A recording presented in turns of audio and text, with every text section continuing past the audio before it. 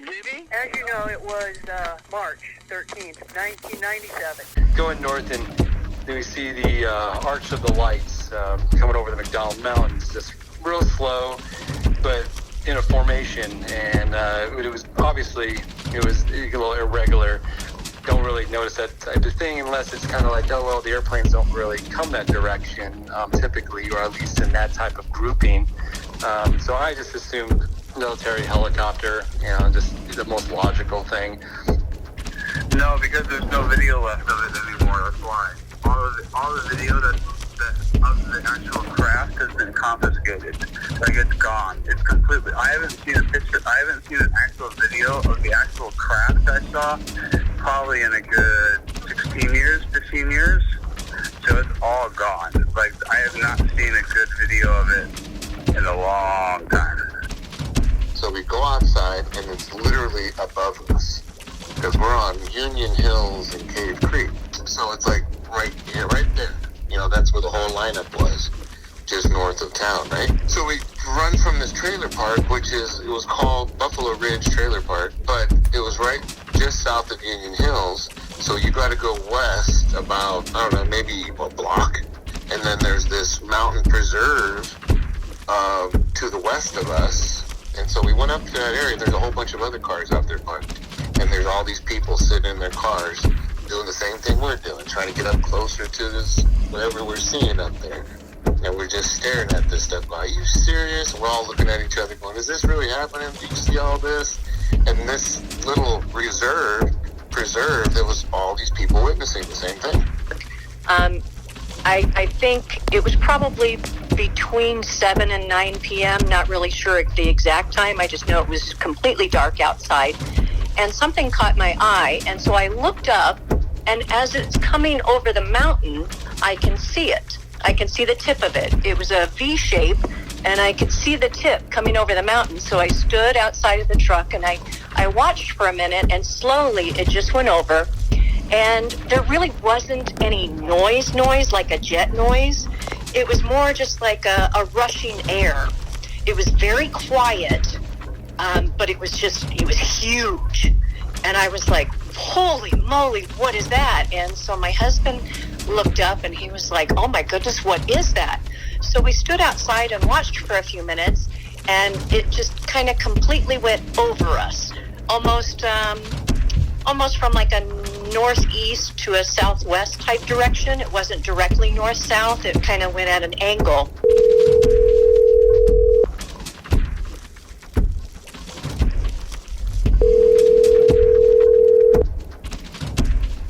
Hello? Hi, good afternoon. This is Clive Christopher. May I speak with Sheriff Joe, please? Oh, yeah, you're talking to him, Clive. I was given your contact information because you know of a credible witness that saw the Phoenix lights. Tell me a little bit about it. Oh, yeah. I've known Elizabeth for many years. She worked as a dispatcher, 911, and she's very reliable, very loyal, has a nice son that she works with. Elizabeth has written many, many books.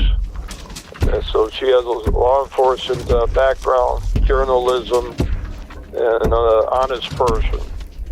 Do you happen, is it okay, would you be able to give me her contact information so I can give her a call and set up an interview with her? Yeah. 911, what is the location of your emergency? 2700 block of 156th Avenue Northeast.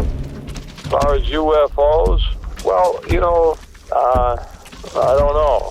I can't answer that question. However, I'm an old guy. I'm not going to say nothing's impossible in the world today.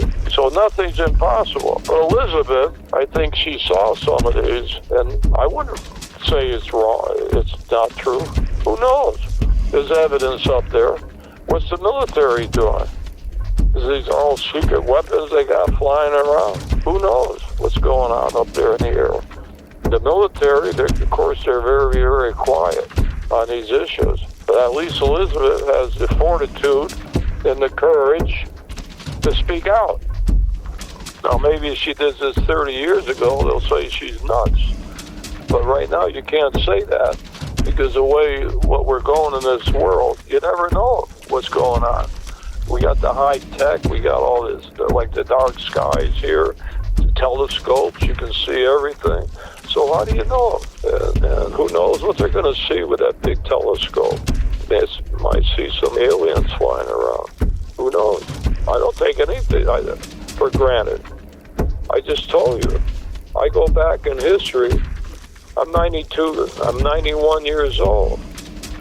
And I used to go to these 5-cent movies.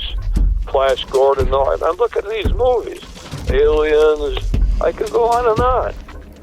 So don't disregard all these objects and people have an interest in. Because back in those days, it all came true. So I don't disregard anything now with space travel. We got space travel now, private. People are floating around in space. Costs a little money, but you never thought that would happen. But in 1992, I guess I was ahead of the game because I was dealing with Society Expeditions. That's what they were going to do, 1992. Well, hasn't that come true? So why would you disregard some aliens flying around? So I wouldn't disregard that, the thing that she came across on that. Hello, my name is Clive Christopher, and I am one of thousands of witnesses who observed the Phoenix Lights in March of '97. This encounter had a profound effect on me and many other individuals, so much so that it led me to explore and investigate UFOs and related paranormal phenomena.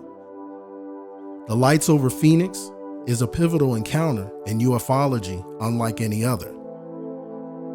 I've discovered that there's more to this case than most people are aware of. This is an ongoing investigation.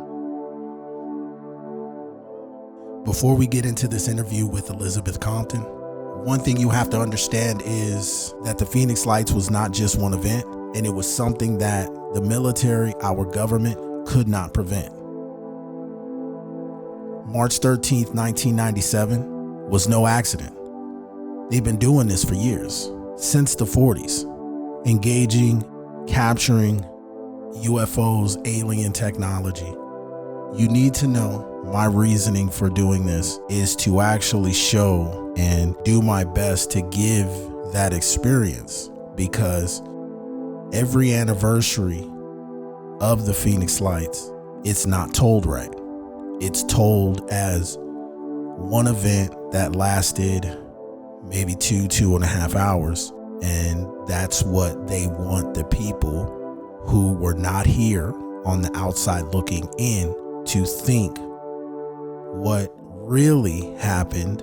The reality of it is the Phoenix Lights was more than one event, probably 12 to 13 different events.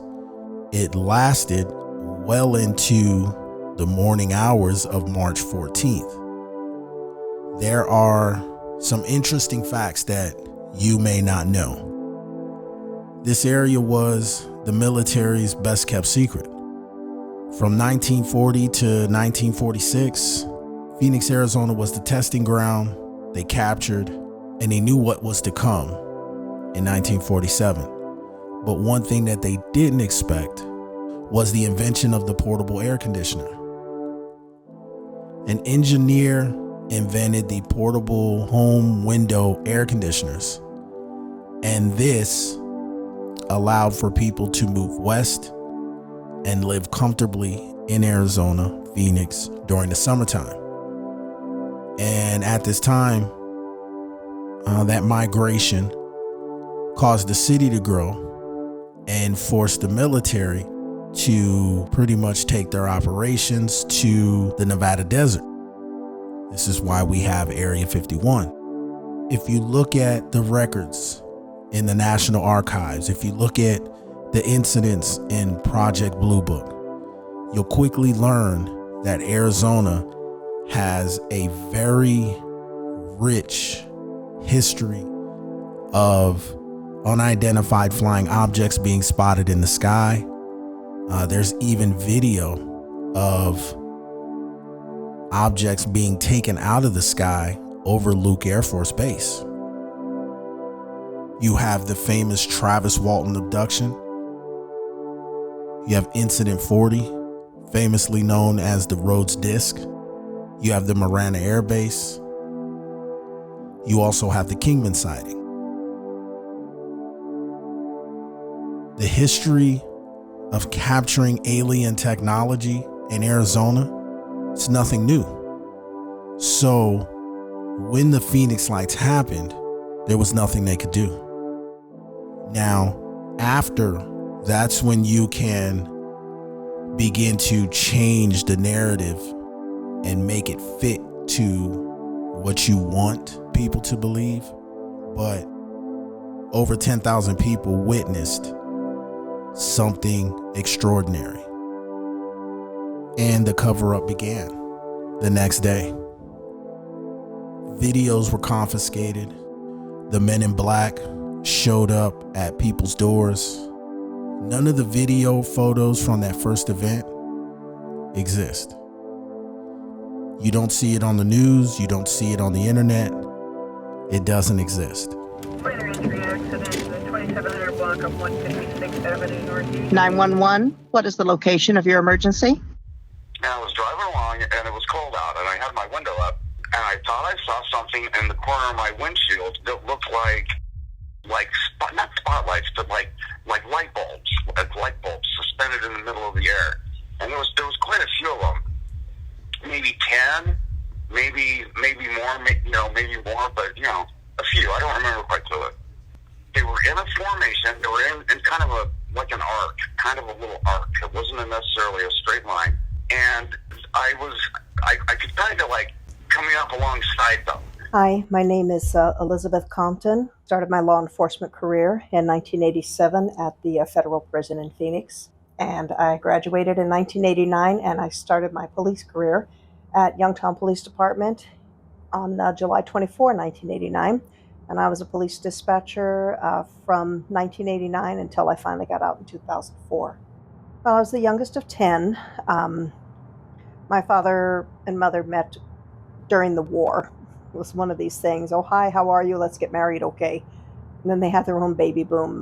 My mom actually had 3 kids from a prior marriage, and then she and dad had 7 more. I was the last one. And the reason I wanted to go into law enforcement, I grew up in Maryvale, which anybody who knows the Phoenix area, there was a time when Maryvale, back when my parents first bought out there, you'd say something like, I live in Maryvale. People go, oh, you live there. Now it's, oh, there. It's an extremely high crime area. And I just saw a lot of stuff happening there, a whole lot of bad things. I've seen drive-by shootings. I've seen 2 people stabbed to death right in front of me when I was a kid. First time I was in 1st grade. Second time I saw it, I was in 7th grade. There was a lot of drugs, a lot of gangs. And I just wanted to do something about it. Initially, I wanted to be a police officer, and then my eyesight wasn't the greatest.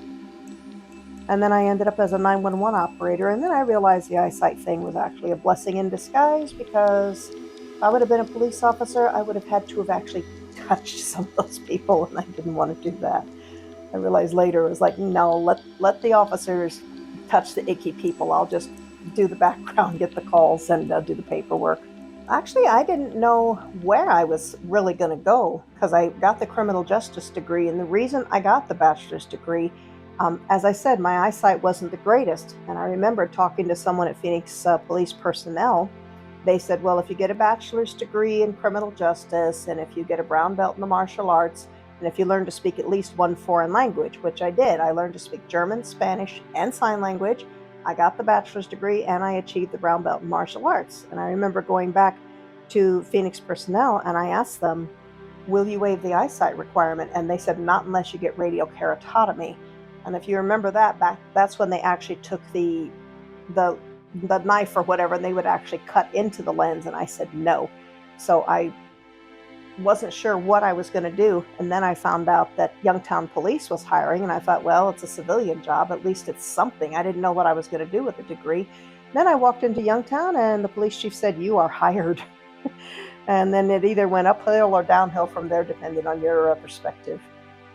Well, it wasn't much competition getting in. There was one other person that had applied for the position, and as it turned out, he had been one of those that he would go to work for a while, then quit, then try to go back, then quit, and then go back, and then quit. Well, they had hired him back once already, and he quit again, and he was the only other one. I remember talking to the chief, and he was impressed with the federal experience that I had in the prison, and then with the criminal justice degree, and then the Spanish and Sign Language. Didn't have much use for German, not in Youngtown, but they had use for the Spanish and Sign Language. And then I remember I just got the call one day from the supervisor, and then he said, "Listen, can you start on July 24?" I said, "Absolutely." And then he said, "Well, the pay isn't very much," and it wasn't. It was like $5 something an hour. And then I said, "Well, it's better than what I'm making right now, which is $0." And he said, "Yeah, sounds pretty good, doesn't it?"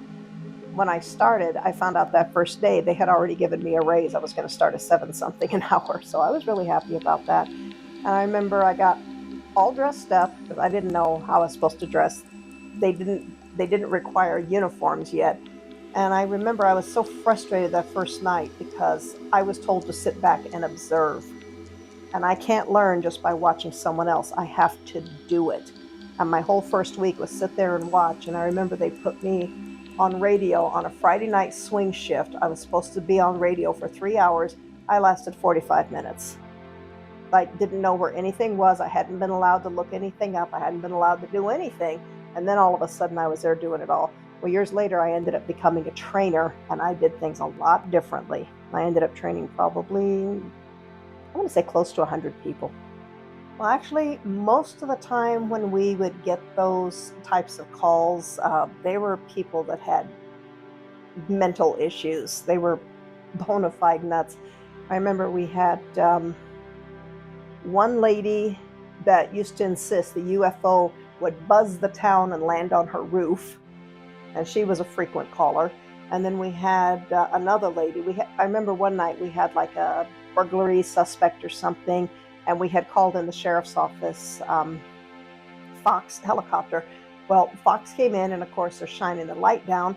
She's calling 911 hysterically and saying that the Martians were attacking and they were shooting their death ray. I didn't have anyone available to go hold her hand or anything, so I ended up telling her, "Look, if you have aluminum foil, put it up in your window, shiny side out." I said, "That way they'll shoot their death ray right back at them and they'll destroy themselves." Well, I wasn't quite sure what I thought about UFOs. I've always did think, the universe is so vast that would be practically impossible that we would be the only planet with life. So I think I always did believe that there had to be life somewhere else. I just wasn't so sure that they'd get in a spaceship and come 90 billion miles or whatever, just to come see the lunatic asylum that, we know as Earth. I just wasn't quite sure about that. But I did get a few calls sometimes from people, they'd be reporting something strange up in the sky, and they're like, "Can't you see it? Can't you go out?" And I'm like, "I'm in a building with no windows, ma'am. I can't look out. What are you seeing?" And then very often I would end up transferring those calls over to the Air Force Base, because I'd tell them, "We don't have radar here. I need to get you to somebody with radar." So there were a few that I think were actually legitimate, and that those people were always very open, just actually very nervous sometimes. Like, I feel really crazy talking about this. I know there's nothing you can do about it, but it's up there and it's strange, and I don't know what to make of it. So, there was nothing I could do. We're street cops. We're not sky cops. So I would tell them, "Let me get you to the Air Force and perhaps they can help you." And I would never transfer it to their emergency line. I always transferred it to their landline. Once in a while, I would think I saw something up in the sky, like a star that was moving weird, but I just thought it was my imagination. I didn't really pay that much attention to it, or I'd think, okay, I'm tired, or my eyes are playing tricks, or that's a satellite, that's a shooting star. So as far as an experience that I knew was something really weird, no. Okay, well, whatever it was, again, the lights, they were going very slowly. It was right over the White Tank Mountains. And between the White Tanks and Youngtown, Luke Air Force Base was just a little bit south of that. That's why I initially thought it had something to do with the base. And as to why I kept staring at it, I don't know. For some reason, I just couldn't look away. But again, I wasn't afraid of it. And it wasn't until it disappeared that shortly after that, that's when the dogs started barking again, in the neighborhoods. And that's when the mosquitoes, flies, or whatever, that's when I started hearing the bugs again. Until then, there was no crickets, there was nothing. It was just absolutely dead silence. I think that's why the phone startled me so much, because the phone was very loud.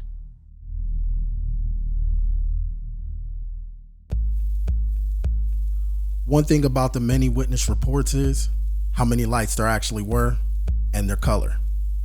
Quality of eyesight and positioning in the city play a major part in what people were witnessing.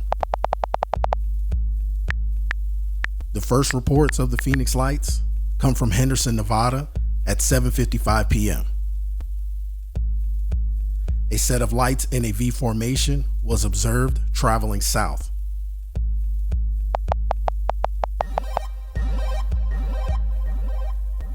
At 8:15 in Paulden, Arizona, a police officer reported seeing a formation of lights traveling across the sky, heading south towards the Phoenix area.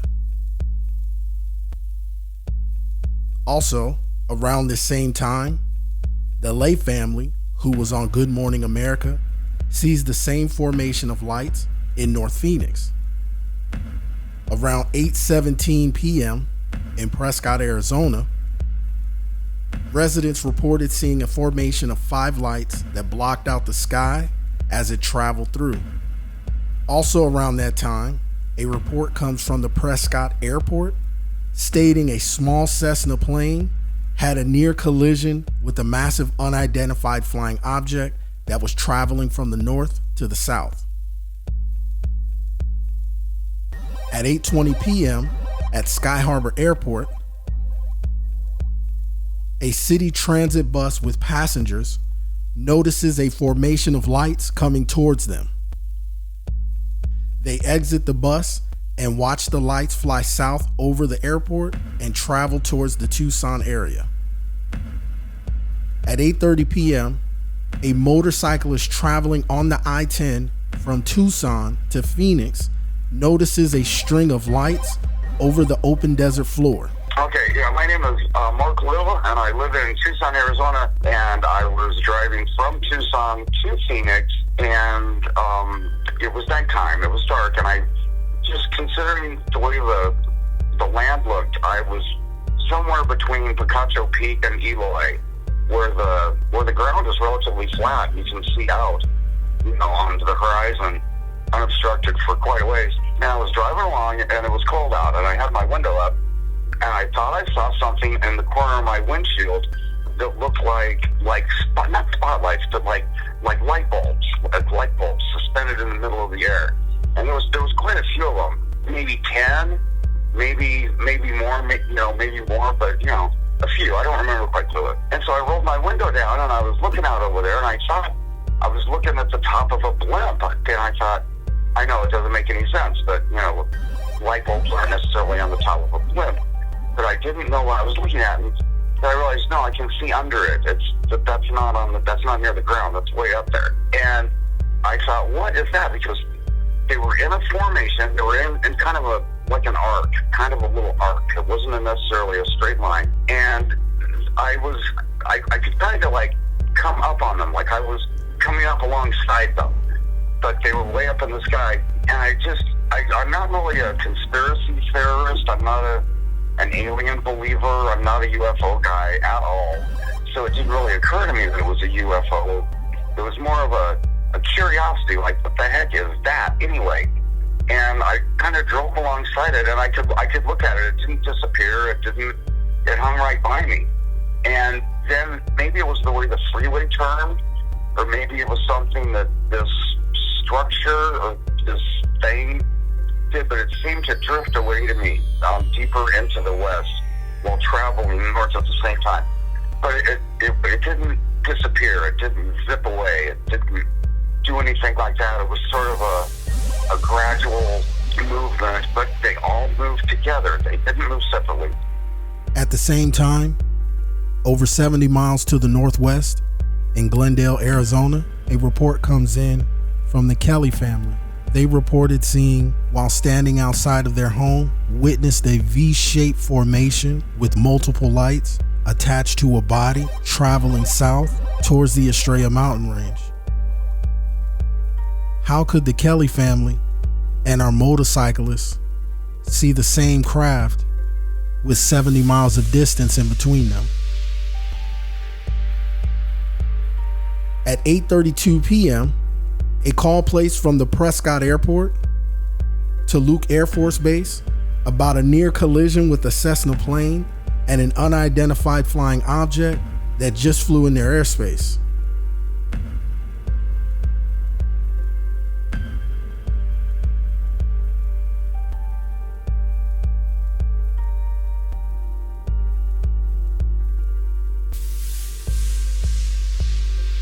Shortly after this phone call, 2 F-14 jets were scrambled to observe and report. A police dispatcher in Youngtown, Arizona, notices a set of lights in a V formation over the White Take Mountains while taking a short break from work. Youngtown was a very small agency, so I was running police radio for Youngtown and Surprise Police. We had both of them. I also had Surprise Fire. And I was answering all 911 lines. I would answer the phone lines, any walk-in traffic that came in, I had to deal with that. If the officers came in with the prisoners, I had to help deal with that. So it could get pretty busy. And I do remember on that night, for some reason, it had been crazy busy. And I had all of my officers ended up with prisoners. So they were all busy up at the District 3 jail. Everybody, literally everyone had a prisoner. So they took them up there for booking. And I remember thinking, thank God, and I finished up what little paperwork there was to do. And I was exhausted because it had just been one phone call after another, one crazy thing after another, and then one call, just boom, boom, boom. So I finally had a chance to catch my breath. So I remember I went to the back door of the police station and I opened the door because I had a nice view of the White Tank Mountains. It was real, real pretty, and I just wanted to catch my breath. And that's when I saw the series of lights. It looked at first like it might be aircraft or something that was flying in formation. And that was right over Luke Air Force Base. So my very first thought was fighter jets. Then I'm like, no, they're going too slow. There's no way those are fighter jets because, fighter jets are moving fast. This was moving very slow like this. And then I thought, okay, maybe they're helicopters, but that didn't seem right either. Because, helicopters, they never fly smooth. They're going to have that little bounce as they fly. They just do. This didn't have that either. I remember I just couldn't stop looking at it. Just something about it was mesmerizing. And I didn't realize until later, when I was outside the door, there was absolutely no sounds anywhere. There were no dogs barking. There was no sound of insects, nothing. It was just absolute dead silence. And I remember wondering what it could be. I wasn't afraid of it. For some reason, I just couldn't stop looking at it. And then finally, the phone rang in the station, and that kind of snapped me out of it, so I went in to answer it. It was one of my officers. He just wanted his report number and his times for his call, so I gave it to him. It was maybe a 45-second call, and then I went right back to the back door, and by that time it was gone. In the meantime, the whole time I'd been standing there, it was just moving very slowly, and then I don't know if it picked up speed or what, I don't know. It was just gone. Well, normally when an officer would have called me from the jail, I would have, given him his times, his report number, I would have said, what all are you charging this guy with? What happened out there? I'd have given him the information on warrants, tell him I have his paperwork, stuff like that. Normally it'd take 2 or 3 minutes or up to 5 minutes, just depending on, what the situation was. In this case, It was like, hello, this is Officer Smith. I'm calling for my times. I was like, okay, your start time is this. You were on scene at this time. Your arrest time was this. Here's your report number. You need anything else? Okay, goodbye. It was very fast. I cut him off, basically. I wanted to get back to the door. It was almost like I was being called, maybe. I don't know. I just had to get back to the door. I wanted to look out there. But when I got out there, they were gone. It was right over the white tanks. I was looking towards the west, and it had been my habit to look out the door when things were quiet, because there was a church right in behind. They had a beautiful little cross that they always had lit up. I just always had found that relaxing, and then the stars over the white tanks, they were always just so pretty, and that's what I was looking for. And that's when I saw the lights, and for some reason my eyes just locked on the lights, and I just couldn't stop looking at them. And I was very peaceful, just a very, very peaceful feeling. Actually, I had never closed the door. So I just came back in, answered the phone, then went right back to the doorway, and it was gone. There was just nothing up there. It was still quiet, but there was nothing up there. Then that's when I heard the bugs and things starting to come back. And that's when I realized that those sounds had been missing. And that's when I started to get a little scared. So then at that point, I came, because I remember looking up all around the sky, like, where did they go?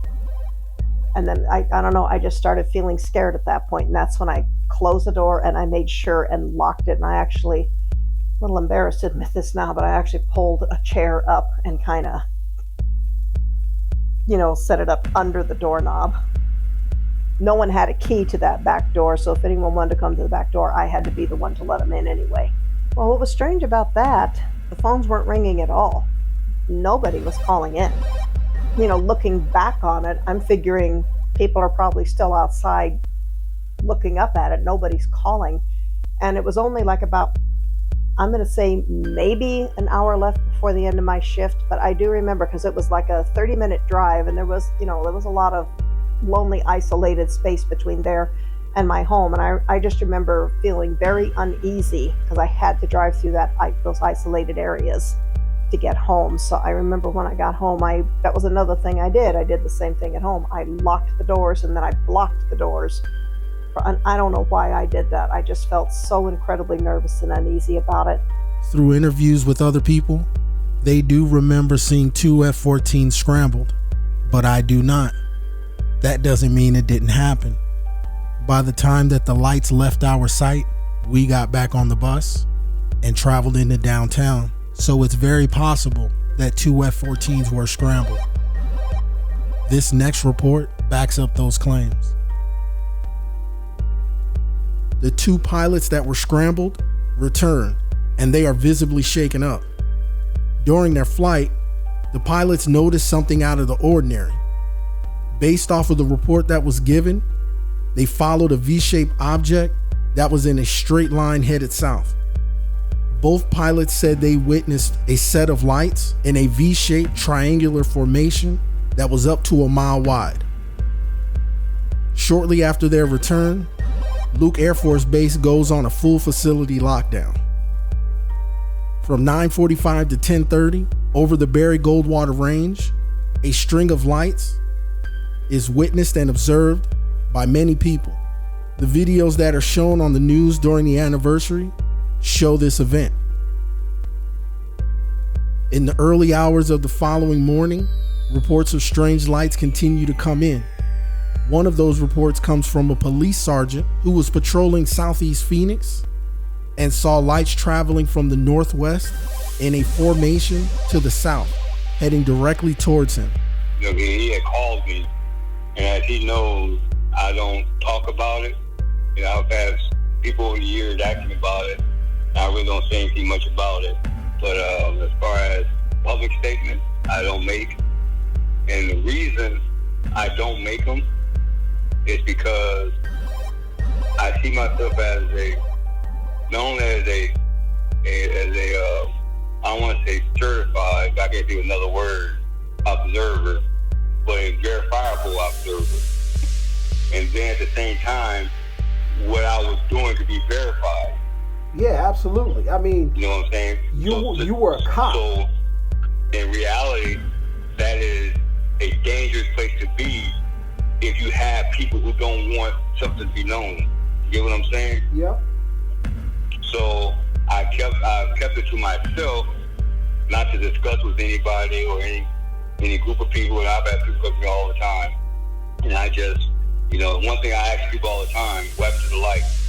If they can't tell me, then the conversation is over. I know you didn't see nothing. But it was an interesting time.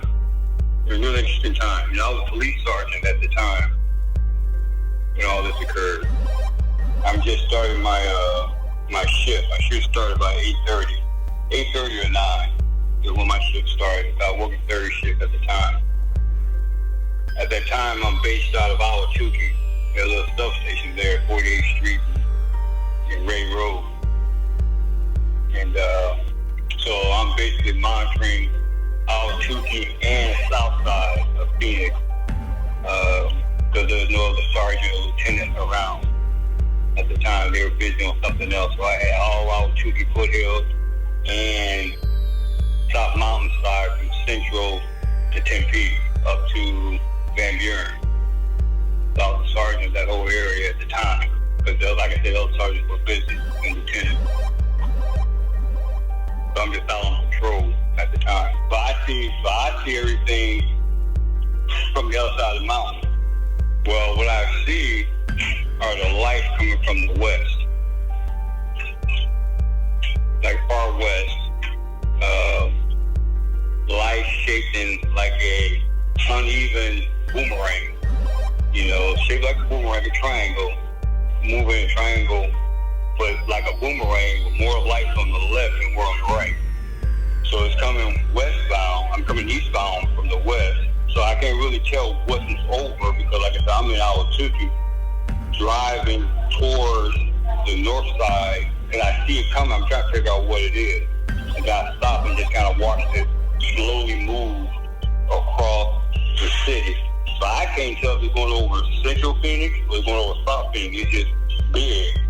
Okay. The lights of what I saw are probably what the pilot saw. Okay, it had been that time of night for what was going on. It wasn't early, wasn't a lot of people around.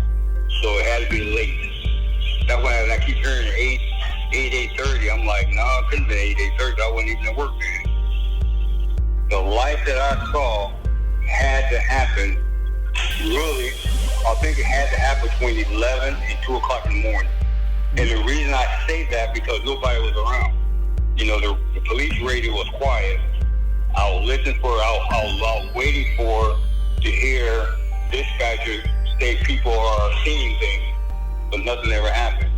Not a word came on the radio at the time.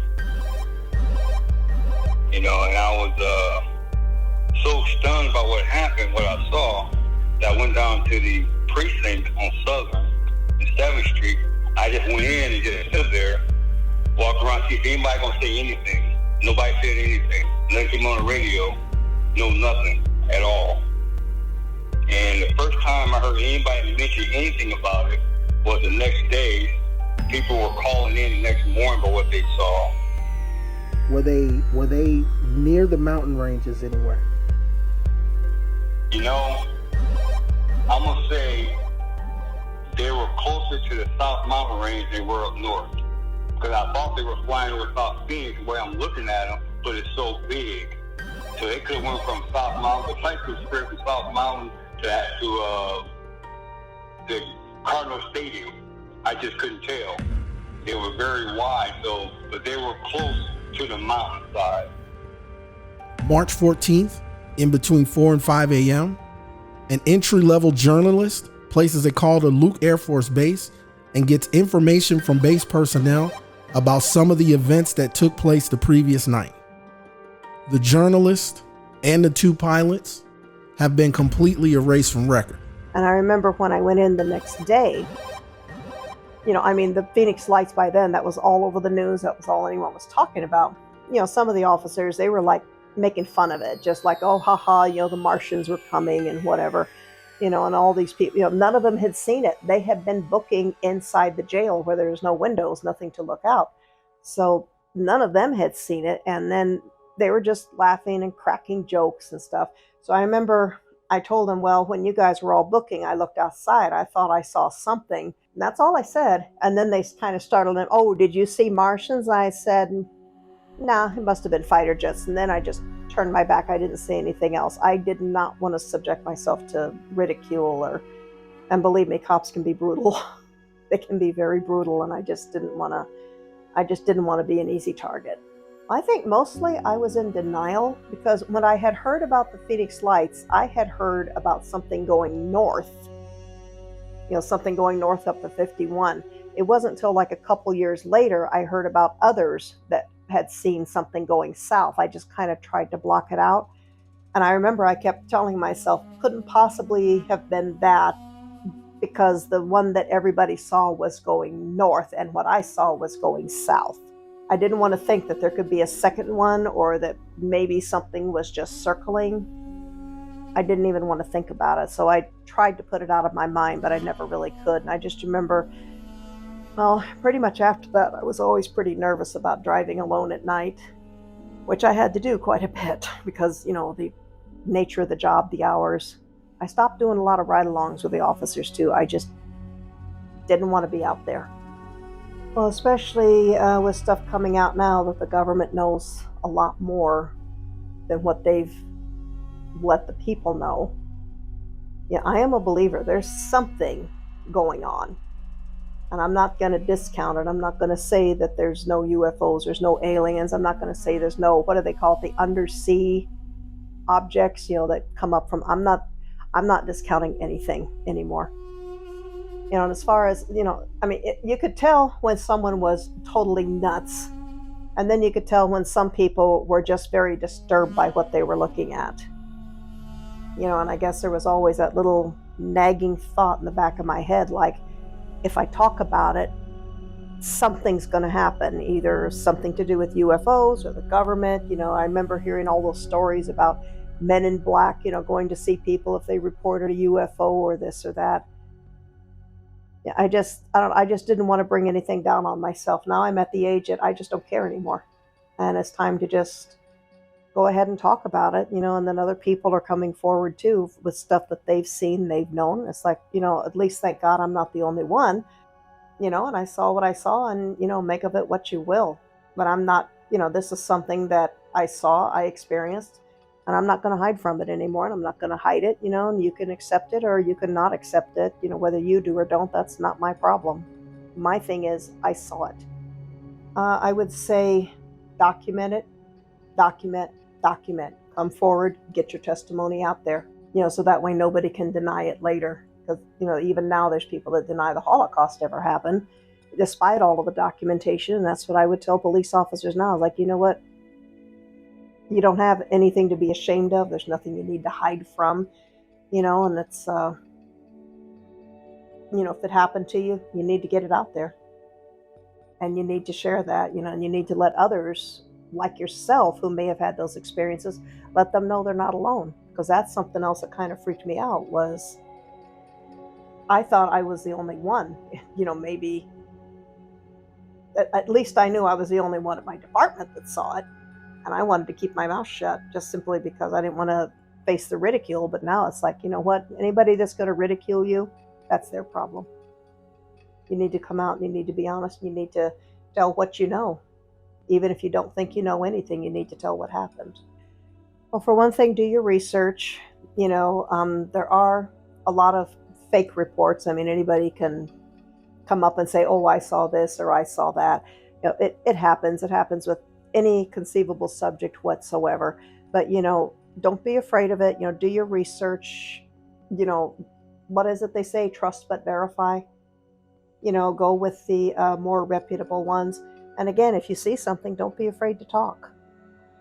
Hopefully whatever you may have seen, hopefully it's something that can be explained away.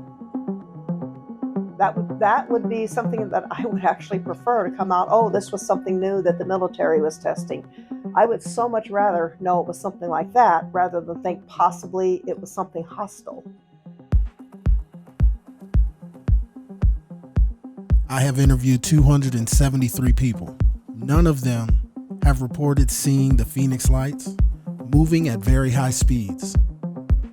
The one thing about the Phoenix lights, the craft was moving slowly, gliding across the sky. When you look at the timestamps that are attached to the witness reports, it's very possible that there was more than one craft. The distance from Glendale to Sky Harbor Airport is exactly 15 miles. Even with 2015 eyesight, you wouldn't see the lights attached to a body from that distance. So what the Kelly family saw at 8:30 could possibly have been another craft that was happening at the same time. The one common thing that we all seem to share is the fact that we have had multiple experiences after the event. I've had several things that have occurred since then. I'll tell people, look, no, they don't get it. They won't get it. You know, the only reason these things have happened to me is because since that day, I opened my mind up to seeing things greater than what my eyes and ears were showing me. Looking beyond, looking at the forest instead of the trees. And doing so, I see things that other folks don't see because they look at the trees. Because I know this world is made up of things greater than what our government or those in charge. It's more things out there they want us to know about. And really, the public really couldn't take a whole lot. So, for myself, I don't need verification because I saw what I saw, and you can't tell me what I didn't see. And like I said before, because of my what I was doing at the time, that just makes me, what I say, more verifiable. You can just check out records and see what I was doing. Something special took place that Thursday night in March of '97. And in reality, it happened all year long. And it wasn't just in the month of March. From January of '97 to January of '98, the reports of UFOs in Arizona spiked. Also, a new type of sighting was introduced to the state of Arizona. Yeah, there's one that I usually really don't like to talk about, but it was like 10 months later in January of '98. And I remember for Christmas, my niece had loaned me a video camera so I could film my little boy's encounter with Santa Claus. And it was mid-January, and I had taken my son, he was 4 years old. I strapped him in the car seat next to me in the front seat. And it was, I want to say around 9 o'clock, maybe as late as 10 o'clock, but we were driving on Camelback Road westbound. I was going to go the loop 303 and then take 303 north to Waddell where she lived. And as we were coming behind Luke Air Force Base, four fighter jets took off like right in front of my car because I was apparently at the end of the runway. And then another one took off as my car continued like right over my roof, and another one took off like right behind me. You know, and again, first thing I thought was, night maneuvers. And then I remembered wondering, is it safe to take off so close behind each other like that? And then I was thinking, those guys look like they're going out to fight, to really fight something. And then I remember I looked up to the left, and that's when I saw this huge big black triangle. It was like an upside down triangle, and there were bright red lights on the 3 points. And again, I wasn't scared. I was mesmerized. I couldn't stop looking at it. Yeah, I was driving full speed ahead, and I just couldn't stop looking at it. And as far as the amount of the sky it took up, if you take a basketball and put it in your hand and hold it out arm's length, that's how much of the sky it took up. It was unbelievably big. And as I was looking at it, and this is going to sound crazy, but I felt like something was looking back at me. And then there started to be some really weird, strange, like thoughts coming in my, I know my own thought patterns. I know my own crazy brain and how I think and what I think. And I know what I don't think like. And these thought patterns were just coming in almost like, I don't know, sing song or a lullaby, maybe. And it was, but what really, I wasn't upset until I realized my 4-year-old was parroting what I was hearing in my head. He was saying what was going in my head. Like I'd hear it and then he'd say it. Anyway, I remember I screamed out the window. Excuse my French. I said, "Get the fuck out of my head and leave my child the fuck alone." And it was like right around then, it just suddenly disappeared like flicking off a light switch.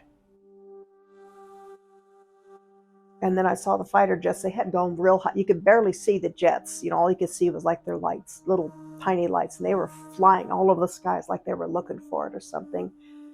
And then the next thing I remember thinking was, I don't know if those guys are incredibly brave or incredibly stupid, but I'm just glad they're up there. And at that time, that area wasn't built up. Again, that was raw desert. And then the planes landed. And I realized I was out there all alone. And I had a child with me, so I looked over to check on my child.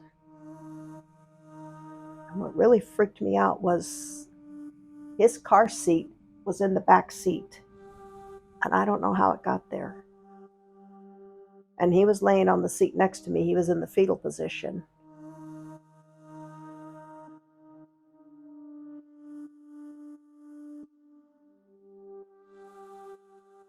And I remember I reached over to shake him.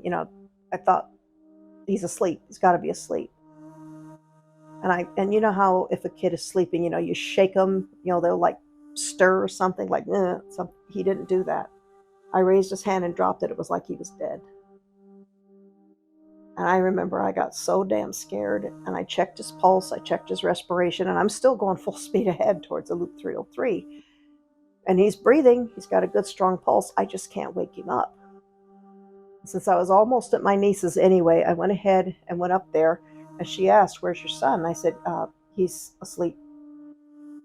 And then she was pregnant, and I let her get back inside her house, and then I'm out there alone again. I remember thinking, okay, am I going to go back through the desert and be out there alone, or am I going to go down Grand Avenue and go through the hood? I chose the hood.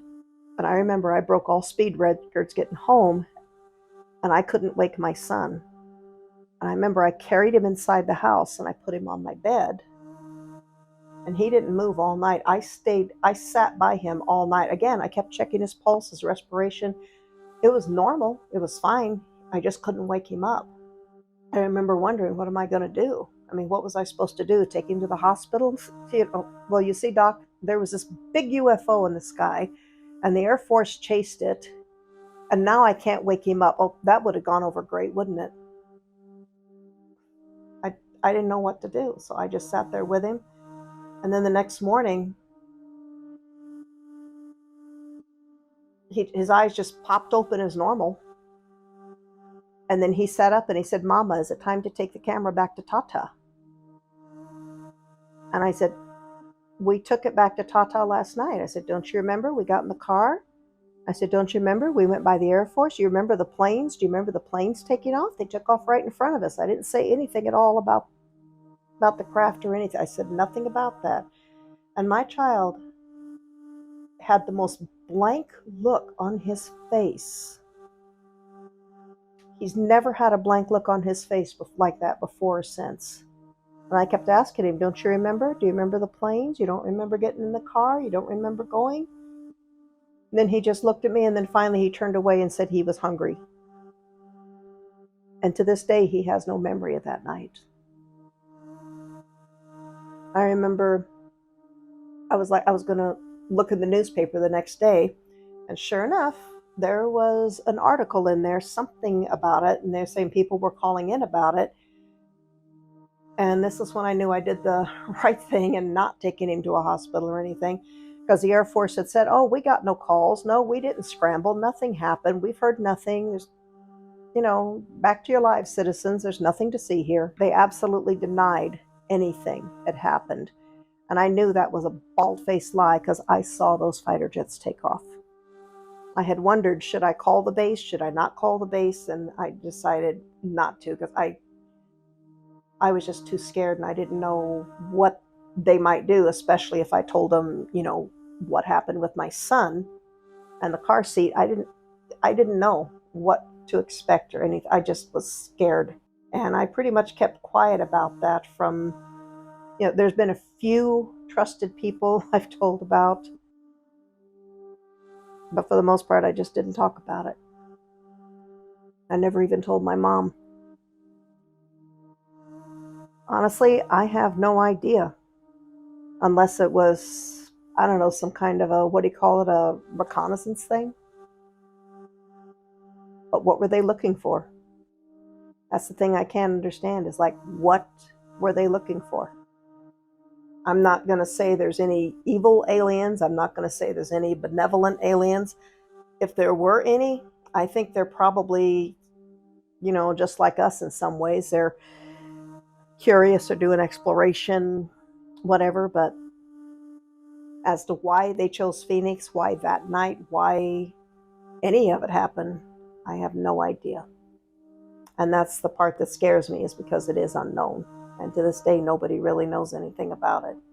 I mean, a lot of people saw it, but no one knows why, and no one can explain it. And I think that's what's so terrifying for most people, me included. Even when I'm in the pool, even now, I look up and I see those things. I start seeing them, and I leave the pool. I like to swim at night because there's less risk of sunburn. But when I see those things start, those stars and stuff start moving weird in the sky, my son, he thinks they're cool. And I'm like, well, you don't remember that big one. And that's another thing with my son, too. He says, Mom, I think they might have been programming me in some way. Because I know when, I homeschooled my son for the most part, but he wanted to try public school. I said, you'll be sorry. And they actually tested his IQ. His IQ is through the roof. So I don't know. Did that have anything to do with it? I don't know. I have no idea. But he said, Mom, I don't think they were there to hurt us. And he told me one time, he said, if they would have wanted to hurt us, they would have hurt us. And he said, when you yelled at them, they stopped. So he said, at least they had enough respect to stop when you told them to stop. Because he said, seriously, what could you have done? I have interviewed police dispatchers, officers, law enforcement, military personnel, government officials, ex-military, firefighters, citizens. And while many of the reports differ from the color of the lights, how many lights there actually were, the physical shape of them, when you look at the locations of the witness reports, along with the timestamps, it's extremely possible that there was more than one craft. There were over 10,000 people that witnessed the Phoenix lights that night. Some of them have moved away. Some still reside in the city of Phoenix. Did she talk to Governor Simonton? I gave her Simonton's number. Did she ever reach him?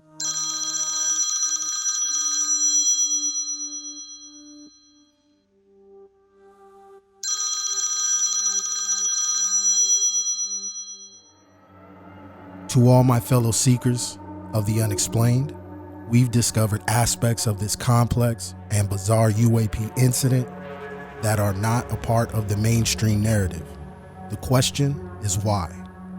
Why are these other aspects of this incident that affected so many witnesses, perhaps the most eyewitnesses in UFO history, excluded from the record? I think the mystery of the phenomenon goes beyond the UFO realms of the paranormal and unexplained.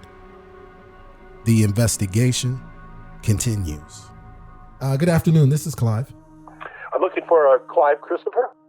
This is him, Master speaking. This is Tom King. A mutual friend of ours, Steve Barone, gave me your phone number, and he mentioned that you were doing a deep investigation into the Phoenix Lights and suggested that we talk. I was there that night. I recorded one of those videos. Well, I was one of the original people who shot one of the videos that night from the 10 o'clock event. And I was one of the 5 investigators that spent years investigating this afterwards. And there's so much information. There were hundreds of people that we talked to. But one of the things that nobody dug into that they should, there's a lot of things I know about this that people have forgotten or they never heard about. There was a whistleblower from Luke Air Force Base that called the National UFO Reporting Center the night this happened and spilled out everything. And that's all recorded. Did you know about that piece? No, I didn't. Does this, in fact, involve the 2 pilots that flew out and observed? Yeah, this guy, his job was to take care of the aircraft after it landed. And one of the things that was mentioned is they have gun camera footage, FLIR footage of the boomerang when they intercepted it. And he had to take that tape out. They filmed it with a Lantern 2 FLIR pod, and the object went dark. It jammed their radar, and the pilots got scared, and they returned to base and said it wasn't one of ours.